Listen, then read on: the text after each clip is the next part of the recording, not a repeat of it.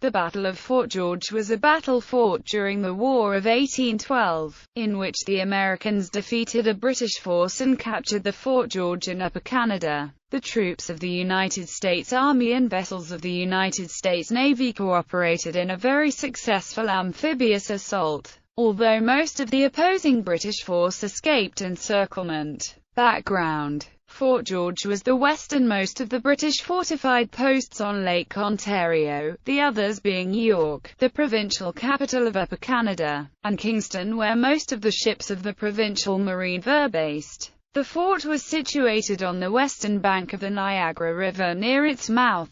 On the American side of the river lay Fort Niagara. Fort George was constructed to replace and counterbalance Fort Niagara, which the British lost to the Americans after Jay's Treaty in the year 1796. Events in 1812. At the beginning of the war, both the British forces near Fort George and the American forces at Fort Niagara felt unprepared for conflict. On May 18, 1812, Sir George Prevost, the Governor-General of the Canadas, wrote a letter in response to the Secretary of State for War and the Colonies, who was inquiring about the military situation in Canada. He stated that there were 400 soldiers of the 41st Regiment and a captain's command of artillery stationed at Fort George. He also wrote that he felt Fort George would not be able to withstand an attack by the Americans if they came with a considerable force. On the American side, Colonel Philetus Swift and Benjamin Barton wrote before the war to the Governor of New York, Daniel Tompkins,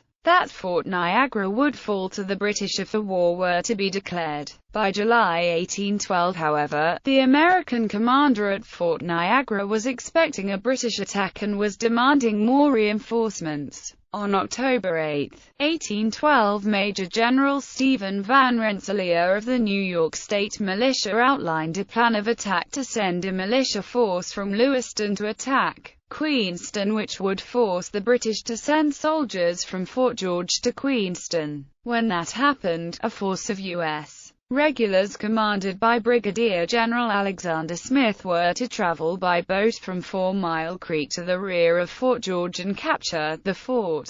This plan failed to materialize in part because Smith failed to cooperate. An attempt to carry out the plan on the night of October 10/11 was thwarted by bad weather. Smith marched his detachment back to Black Rock, New York. Van Rensselaer attacked Queenston with the troops he had at Lewiston on the night of October 13/14, without Smith's troops. During the ensuing Battle of Queenston Heights, the guns of Fort George and Fort Niagara began to fire at the opposite fort. During the exchange, the Americans ended up burning the courthouse, jail, and 15 or 16 other buildings. During this battle, Fort George was left under the control of Major Evans, and there were no more than 20 soldiers acting as the main guards. American plans. The Americans drafted a new plan on February 10, 1813. The plan was to attack Kingston, then York from Sackett's Harbor with 4,000 soldiers. Only then were they to assault Fort George. Simultaneously, 3,000 soldiers from Buffalo, New York were to capture Fort Erie, then march on Fort George. This plan was changed to avoid Kingston because Major General Henry Dearborn, commander of the United States armies on the frontier with Canada, believed there were 6,000 to 8,000 British soldiers at Kingston due to a false report. On April 27, the Americans on Lake Ontario under Dearborn and Commodore Isaac Chauncey gained success at the Battle of York, occupying the town for several days and capturing many guns and stores. Although Brigadier General Zebulon Pike and several dozen soldiers were killed by an exploding magazine, the American army was then transported across the lake in Chauncey's ships to Fort Niagara. Dearborn planned to attack Fort George next, but his army required rest and reorganization. No preparations had been made to accommodate the troops at Fort Niagara, and they suffered considerable shortages and privations for several days.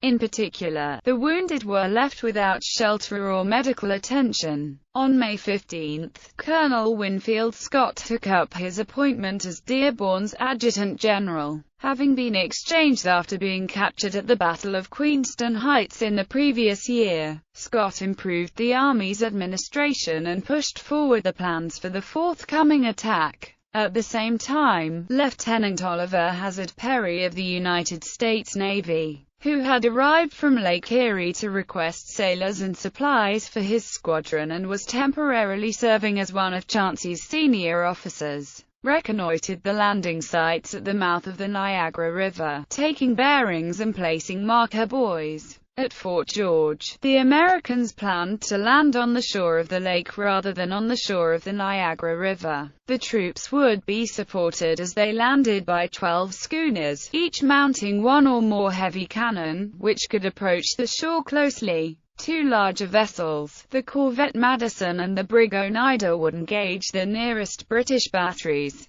The American Army numbered approximately 4,000 regular infantry. The force was divided into 4 waves, which would land in succession. The first wave was to be commanded by Scott himself, the second by Brigadier General John Parker Boyd, a professional soldier, and the third by Brigadier General William H. Winder, a recently commissioned lawyer. A brigade under a political appointee, Brigadier General John Chandler, formed the reserve, together with most of the artillery under Colonel Alexander Macomb. The Army's second-in-command, Major General Morgan Lewis, was nominally in overall command of the landing force. Dearborn, the commander-in-chief, would observe from aboard the Madison. As the American preparations proceeded, on May 25 they began to bombard Fort George from their positions along the river and from Fort Niagara, and also from Chauncey's schooners. The gunners in the fort and the nearby batteries were using cannonballs which had been heated in furnaces until they were red-hot, then quickly loaded into cannons and fired.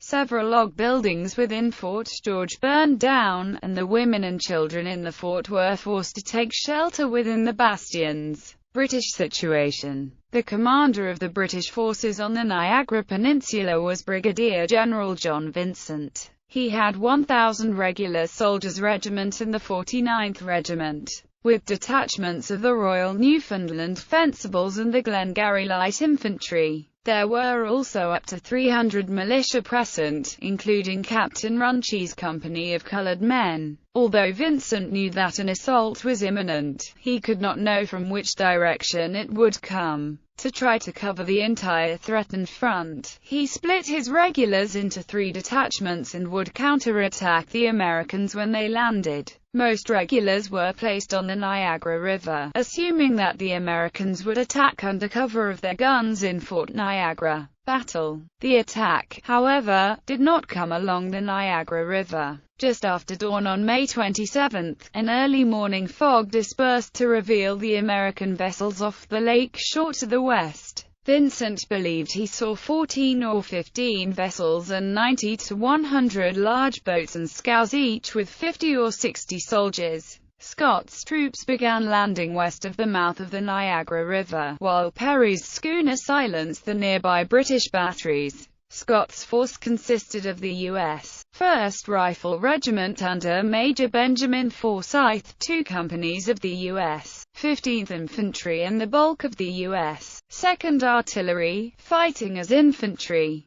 A company of the Glengarry Light Infantry charged the Americans with the bayonet as they waded ashore. Winfield Scott had to personally fight off a Glengarry soldier while falling into the water. The Glengarry company was outnumbered and forced to retreat, losing half their men. A company of the Royal Newfoundland also attacked but took heavy casualties from grape shot fired by the schooners. Scott advanced from the beach but was counter-attacked by British troops. Runche's company and 100 other militia, which had been concentrated in a ravine out of the American fire. Scott was driven back, but once again the fire from Perry's schooners caused heavy losses among the British. Scott's force was reinforced by the leading troops of Boyd's brigade, which was just landing, and the British were driven back in turn, as Winder's brigade also began landing. Vincent realized that he was outnumbered and outflanked and decided to evacuate his soldiers before they were completely encircled. He ordered an immediate retreat south to Queenston, although he ordered the fort's guns to be spiked and the magazines to be blown up. The task was so hastily performed and Scott pursued so closely that the Americans were able to secure the fort substantially intact. One small magazine did explode, and the blast threw Scott from his horse and broke his collarbone. Scott continued to press after Vincent, and the American batteries bombarded the retreating British from the other side of the river. Vincent's rear guards, including Merritt's troop of provincial dragoons, held off Scott, although several stragglers were captured. However, the American plan had allowed for only 2 companies of light dragoons commanded by Colonel James Byrne to cross the Niagara 5 miles above Fort George cut off Vincent's retreat. The dragoons were delayed in the crossing by a British battery, and Byrne cautiously waited for both companies to assemble before moving against Vincent, by which time Scott had reached Byrne's position. As Scott waited for the American dragoons to reorganize before pressing on again, Brigadier General Boyd brought him orders from Major General Lewis to abandon the pursuit and return to Fort George. Lewis feared that the British would lead Scott into an ambush. Casualties. The U.S. Army lost 1 officer and 39 enlisted men killed and 5 officers and 106 other ranks wounded, while the U.S. Navy lost 1 killed and 2 wounded, for a total 41 killed and 113 wounded. The British official casualty return, for the regular troops only, gave 52 killed, 44 wounded and 262 missing, also mentioning that 16 men who had been wounded on former occasions had been left behind in the Fort George military hospital and were not included in the casualty total. The detachment of the Lincoln militia who fought at the battle lost 5 officers and 80 other ranks, although only 4 of these seem to have been killed. The Americans took 276 prisoners, 163 of them wounded. The wounded prisoners would have included the 16 wounded patients captured in the Fort George hospital, including these 16 as unwounded prisoners. This gives total British casualties of 183 killed, wounded or deserted, 147 wounded prisoners and 129 unwounded prisoners, adding up to a loss of 459 men. Results: the Americans had inflicted heavy casualties and captured a strongly fortified position with few losses to themselves. The victory can be credited to excellent planning and leadership by 2 comparatively junior officers, Scott and Perry. When the Americans broke off the pursuit, Vincent continued his retreat to Beaver Dams, near present-day Thorold, Ontario, where he gathered in the other British regular detachments from Fort Erie and other posts higher up the Niagara, and temporarily disbanded the militia, before falling back to Burlington Heights near the western end of Lake Ontario. When the British abandoned Fort Erie, Perry was able to move several armed schooners which had been blockaded in Black Rock into Lake Erie, and these were to be instrumental in his victory later in the year in the Battle of Lake Erie. However, the American army was slow to exploit the capture of Fort George by advancing up the Niagara Peninsula, and they allowed Vincent to launch a surprise attack at the Battle of Stony Creek, after which the Americans withdrew to Fort George. By concentrating their naval squadron against Fort George, the Americans had also left themselves vulnerable to a counterattack on the base, and only indecisive command by Lieutenant General Sir George Prevost allowed the Americans to fight him off at the Battle of Sackett's Harbor. The Americans subsequently remained in a small defensive enclave around Fort George, after a disaster when a sortie against a British outpost was surrounded and forced to surrender by Native Americans at the Battle of Beaver Dams. They remained largely inactive on this front until they abandoned Fort George in December 1813. 10 currently active regular battalions of the United States Army perpetuate the lineages of a number of American units that were engaged at Fort George. Commemoration. The battlefield site was designated a National Historic Site of Canada in 1921. Nearby Fort George was similarly designated that same year. Orders of battle.